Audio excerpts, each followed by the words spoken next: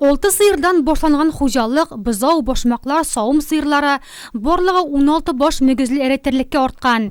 Биләр озеро авылында яшәүче ирле хатыны Микушкиннар шәхси ярдәмче хуҗалык башлыклары. Это дело мне знакомо с детства.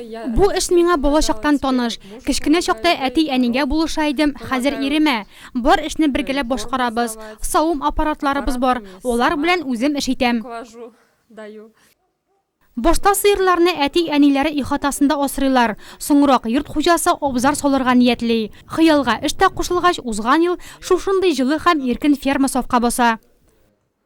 Решил строиться и узнал то, что дают. Яңа ферма төзергә 200 мең сум акча бирәләр дип ишеттем. Авыл хуҗалыгы идарәсенә документлар тутырып илттем. Миңа ризалык бирделәр. Ул акчалар ферма төзүдә бик зур ярдәм булды. Вот, меня одобрили. Терлек азыгын йорт хуҗасы үзе җыя, үзе үк ат белән хайваннарга тарата. Үтсез сату да саллы табыш китерә. Җәй айларында керем аеруча яхшы. Эшмәкәрләрнең эшләү шартлары белән район һәм шәһәр башлыгы Раул Кузюров та танышты. Сөт җыю бәясе, хайваннарның баш санын арттыру хакында фикер алышкач, Раул Афраимович эшмәкәрләргә хәлдән килгәнчә ярдәм кулы сузармын дип ышандырды.